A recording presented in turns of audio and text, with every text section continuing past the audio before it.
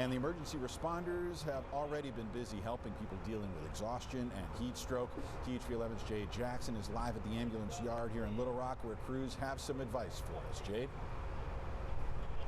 Well, number one, Rolly, you have to stay hydrated if you're going to be outside for any extended period of time. Now, MIM said they are expecting those numbers to be higher for this summer, but they want to make sure everybody out there understands what to look for in case of a heat-related emergency.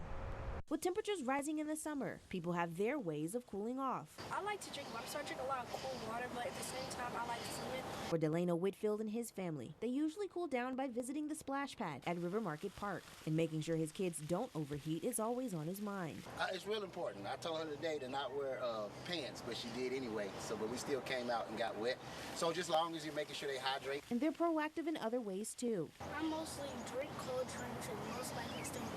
Over at MIMS, they've already responded to over 30 heat-related emergencies since May. Heat exhaustion mainly. I haven't seen a heat stroke yet, but if we are getting hotter every day, we can anticipate that we probably will. First responders are making sure medics stay hydrated and aware of heat advisories, on top of keeping their ambulances cool. Ken Kelly with the Arkansas Ambulance Association says the elderly and younger children are more prone to heat exhaustion. When we get that call for nausea, vomiting, dizziness, that sort of thing, we always are thinking about, is that heat-related illness? He says a heat response can come on quickly. I take very proactive steps to wear, light clothing, try to stay in the shade as much as possible, perform work in small increments, don't try to overdo it, stay hydrated and with water. Hopefully a lot of people realize heat exhaustion prior to it becoming a crisis and turning into heat stroke. If you start to feel sick and you're oversweating, don't guess.